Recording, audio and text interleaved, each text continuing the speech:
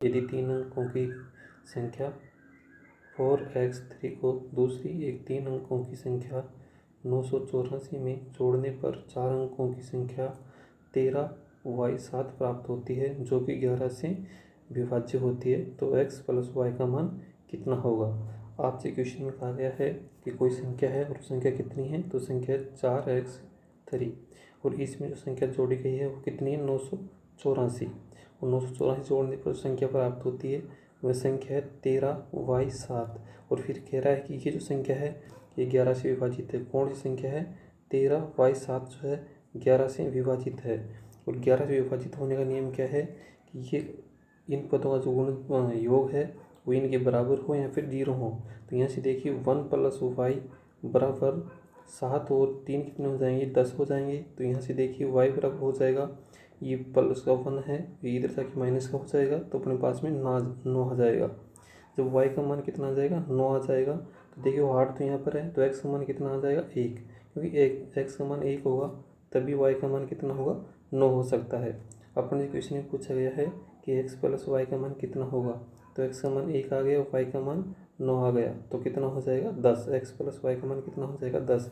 आपका option number जो है 1 जो है राइट आंसर होगा, 10 इसका आंसर होगा। x + y का मान कितना होगा, 10 होगा। अगला क्वेश्चन देखिए, अगला क्वेश्चन है, दो संख्याएं ऐसी हैं जो तीसरी संख्या का 40% और 50% है, तो पहली संख्या और दूसरी संख्या का कितना प्रतिशत है। तो यहाँ से देखिए 3 संख्याएं हैं, पहली, दूसरी और तीसरी। तीसरी संख्या को 100 मान लेते हैं, तीसरी संख्या को 100 मान लेते हैं। तो पहली संख्या कितनी है, इसका 40% यानी 40 हो जाएगी और दूसरी कितनी 50% यानी 50 हो जाएगी। उसके बाद में इसने पूछा है कि पहली संख्या दूसरी संख्या का कितना प्रतिशत है। जो मान पूछा जाता है उसको ऊपर लिखा जाता है, यानी 40 हो गया और बटे में किस पर पूछा है, 50 पर। परसेंटेज मान पूछा है कितना प्रतिशत है, तो गुणा 100 से कर देंगे। देखिए 50 से काटोगे तो 100 कितने पर कट जाएगा, 2 पर। 2 को 40 से गुणा करोगे कितना जाएगा, 80%, यानी वो कितना हो जाएगा उसका 80%। ऑप्शन नंबर 1 जो है राइट आंसर होगा 80%। अगला क्वेश्चन देखिए, अगला क्वेश्चन है, एक व्यापारी कुर्सी के अंकित मूल्य पर क्रमशः 20% और 10% की छूट देता है। यदि कुर्सी का मूल्य 2000 रुपये है तो ग्राहक को कितना भुगतान करना पड़ेगा। तो देखो छूट जो दी जाती है वो अंकित मूल्य पर दी जाती है। 2000 इसका क्या है, अंकित मूल्य है। 2000 क्या है, इसका अंकित मूल्य है। इस पर देखो पहले 20% की छूट का मतलब है 80/100 और 10% की छूट का मतलब है 90/100। जैसे इसको काटोगे तो देखिए 00 से 00 यहाँ कैंसिल हो जाएगी, 20 से 20 यहाँ कैंसिल हो जाएगी। आपके पास में बचा यहाँ पर 20 × 8 करोगे तो कितना हो जाएगा, 8 दूनी 16, 160, 160 × 9 करोगे तो कितना हो जाएगा, तो 16 नाम का कितना होता है 144 और 0 साथ में आ जाएगी तो कितना होगी 1440। ऑप्शन नंबर जो 2 है आपका वो राइट आंसर होगा। 1440 रुपये जो है उस कुर्सी का जो है मूल्य होगा। ग्राहक को जो है कितने में भुगतान करना पड़ेगा, विक्रय मूल्य पूछा गया था, तो विक्रय मूल्य कितना हो जाएगा, 1440 रुपये हो जाएगा। अगला क्वेश्चन देखिए,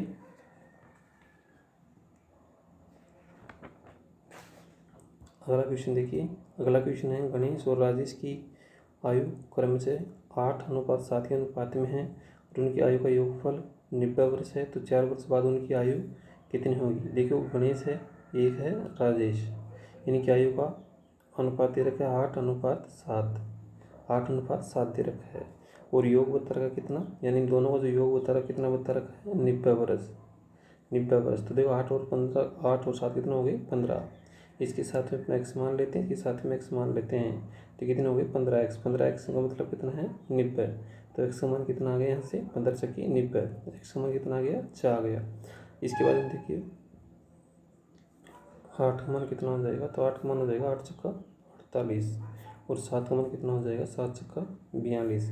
उसके बाद में कह रहा है कि 4 वर्ष के बाद उनकी आयु का अनुपात कितना होगा, तो इसमें +4 कर दोगे और इसमें +4 कर दोगे, तो यहाँ से देखिए कितना हो जाएगा 46 हो जाएगा और ये कितना हो जाएगा 52 हो जाएगा। इसको काटोगे तो देखो 2 से कट जाएगा, ये 23 बार और ये कट जाएगा 26 बार। अनुपात कितना आ जाएगा 26:23, 26:23, यानी ऑप्शन नंबर 3 आपका राइट आंसर होगा 26:23। अगला क्वेश्चन देखिए, अगला क्वेश्चन है बिंदु A -5 12 और बिंदु बी जो दूसरा बिंदु है 7 12 के बीच की दूरी कितनी है। इस दूरी को ज्ञात करने के लिए अपने पास में एक फार्मूला होता है, और वो फार्मूला क्या होता है, तो ये होता है x2 - x1 का स्क्वायर प्लस y2 - y1 का होल स्क्वायर। देखो अपने पास में जो -5 है ये क्या है, x है, और 12 क्या है, y है। यहाँ से देखो ये -5 जो होता है ये क्या है, अपने पास में x का मान है, तो यानी कि x1 का मान है, और यहाँ पर 7 जो है किसका मान है, x2 का मान है। तो x2 का मान कितना है, 7 है, और -x1 का मान कितना है, -5 है, और इसका क्या करना है, अपन को स्क्वायर करना है। प्लस में देखो y2 का मान कितना है, तो y2 का मान कितना है, 12 है, और -y1 का मान कितना है, 12 है, और इसका स्क्वायर करना है, और उसके बाद रूट लगाना है। यहाँ से देखियो माइनस इंटू माइनस करोगे तो प्लस हो जाएगा, प्लस कितना हो जाएंगे, 12, और 12 का स्क्वायर प्लस इधर देखो 12 गई तो 0, और इसका क्या करना है, स्क्वायर। यहाँ से देखो सीधा सीधा हो जाएगा, अपने पास में स्क्वायर से ये रूट हट जाएगा, तो अपने पास में कितना आ जाएगा, 12, अपने पास में कितना आ जाएगा, 12। तो दोनों के बीच की दूरी कितनी हो जाएगी, 12 यूनिट, यानी 12 इकाई। ऑप्शन नंबर 3 आपका राइट आंसर होगा। अगला क्वेश्चन देखिए, अगला क्वेश्चन है 100 अंकों की परीक्षा में एक छात्र 35 अंक प्राप्त करता है और 5 अंकों से अनुत्तीर्ण हो जाता है। यदि कोई अन्य छात्र उत्तीर्णता अंकों से 50% अधिक अंक प्राप्त करना चाहता है तो उसे कितने अंक प्राप्त करने होंगे। देखो उत्तीर्णांक कितने हो जाएंगे, एक छात्र है 100 अंकों में 35 अंक प्राप्त करता है और 5 अंकों से अनुत्तीर्ण हो जाता है, तो उत्तीर्णांक कितने हो गए, 40। 100 में से उत्तीर्णांक कितने हो गए, 40 हो गए। अब ये कह रहा है कि 50% अधिक अंक प्राप्त करना चाहता है, तो 50% अधिक का मतलब कितना हो गया, 150/100। ठीक है, 150/100। 50 से काटो, 50 से 3 बार कैंसिल हो जाएगा, 50 से 2 बार कैंसिल हो जाएगा, और इसके बाद में देखो 50 से ये 3 बार कैंसिल हो गए, 50 से 150, 50 तो नहीं इतना, अच्छा। और यहाँ से देखिए 2 से 21 काटोगे तो कट जाएगा 20 बार, 20 × 3 करोगे तो अपने पास में कितना आ जाएगा, 60। कितना आ जाएगा, 60, यानी कि उसको कितने अंक प्राप्त करने होंगे, 60। ऑप्शन नंबर 1 जो है राइट आंसर होगा 60। अगला क्वेश्चन देखिए, अगला क्वेश्चन है एक आयत का परिमाप उसकी चौड़ाई का 6 गुना है। आयत का परिमाप होता है 2 × लंबाई प्लस चौड़ाई। इसमें कह रहा है कि आयत की चौड़ाई 15 सेंटीमीटर है, तो 15 का 6 गुना कितना हो जाएगा, 15 × 6 = 90। ठीक है, यहाँ से इसको काटोगे ये कितना हो जाएगा, 45। यहाँ पर चौड़ाई दे रखी है, बी का मान कितना है, 15। ठीक है, इसके बराबर हो जाएगा, तो एल का मान कितना हो जाएगा, इधर जाके इसमें माइनस हो जाएगा, तो एल का मान कितना हो जाएगा, 30। इसके बाद में कह रहा है कि उस आयत का क्षेत्रफल कितना होगा, तो क्षेत्रफल होता है लंबाई × चौड़ाई। लंबाई का मान अपने पास में कितना आ गया, 15 आ गया। चौड़ाई का मान कितना आ गया, तो चौड़ाई का मान कितना है, 15 है। 15 × 15 करोगे तो कितना आ जाएगा, 225। नहीं ये सॉरी, यहाँ पर गलत हो गया, ये गलती हो गई, अपन ने चौड़ाई का मान इतना थोड़ी, चौड़ाई का मान कितना है, देखिए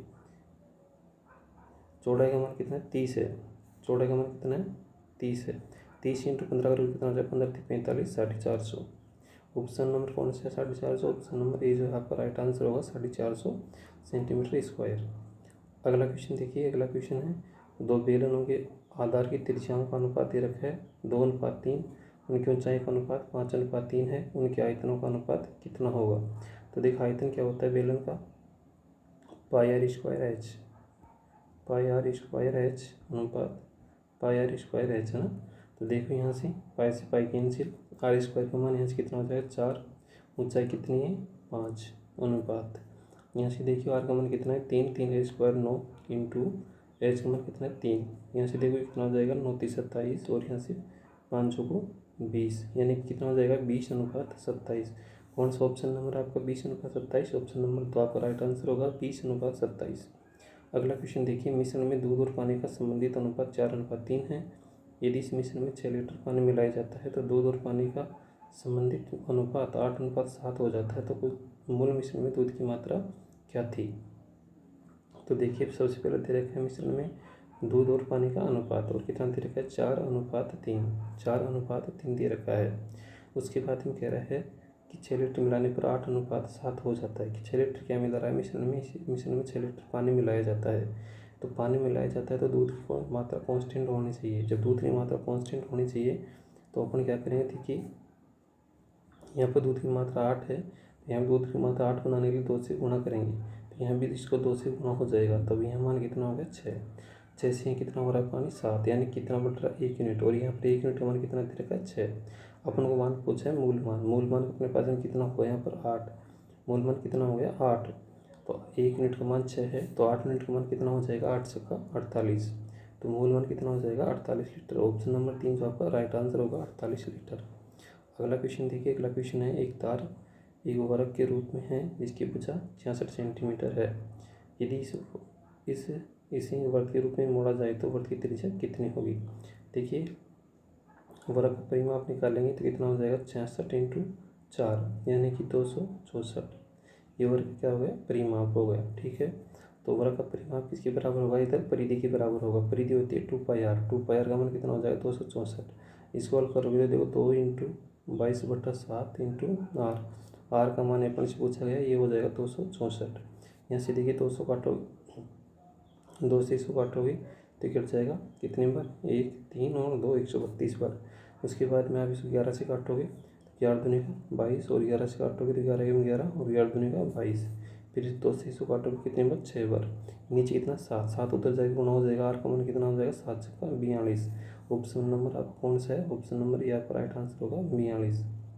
अगला क्वेश्चन है 150 मीटर और 180 मीटर लंबी 2 ट्रेनें समांतर पटरी पर समान दिशा में क्रमशः 80 किलोमीटर प्रति घंटा और 62 किलोमीटर प्रति घंटा की चाल से चल रही है, तो एक दूसरे को कितने सेकंड में पार करेगी। देखिए दोनों ट्रेनें एक दिशा में जा रही है तो इनकी दूरी जुड़ जाती है। 150 और 180 को आप जोड़ोगे तो कितना हो जाएगा, 180 और 150 को जोड़ोगे तो कितना हो जाएगा, देखिए ऐसे हो जाएगा 150 + 180 बटा, जब दोनों समान दिशा में जा रही है तो चारों उनकी कट जाती है। 80 में से 62 को माइनस करोगे तो आपके पास में कितना आ जाएगा 18 किलोमीटर प्रति घंटा, और इसको मीटर पर सेकेंड बदलने के लिए 5/18 से गुणा करना पड़ेगा। ऊपर जोड़ोगे तो ऊपर कितना आ जाएगा 0 और 0, 8 और 5 कितने हो गए 13, 1 और 1 2, 2 और 1 3, 330, और यहाँ से नीचे कितना आ जाएगा 5 × 18। यहाँ से देखो 18 से 18 तो यहाँ से कैंसिल हो जाएगा, तो यहाँ पर 18 लिखने की जरूरत नहीं है, यहाँ पर 18 लिखने की जरूरत नहीं है। इसको 18 को यहाँ से काट दो, 18 से 18 कैंसिल वहाँ पर हो गया, तो यहाँ से देखिए सीधा 5 से काटोगे तो 5 × 30 और 5 × 30, यानी कितने सेकंड में पार कर लेगी 66 सेकंड में। ऑप्शन नंबर जो है 4 आपका राइट आंसर होगा 66 सेकंड।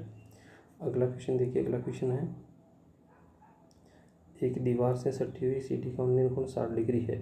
देखिए ये कोई दीवार है, दीवार से सीढ़ी सटी हुई, इसका उन्नयन कोण 60 डिग्री है। उसके बाद में कह रहा है कि निचला सिरा दीवार से 4.6 मीटर की दूरी पर है, यानी कि इसमें तो ये दूरी 4.6 मीटर है, तो सीढ़ी की लंबाई कितनी है, यानी इसका मान 2 होता है, इसका मान √3 होता है और इसका मान 1 होता है, ठीक है। बी का मान 4.6, तो 2 का मान कितना हो जाएगा, तो 2 का मान कितना हो जाएगा 4.6 × 2 कर लोगे तो अपने पास 6 दूनी 12 यानी कि 9.2 आ जाएगा। आपका आंसर कितना हो जाएगा, ऑप्शन नंबर 4 आपका आंसर हो जाएगा 9.2 मीटर।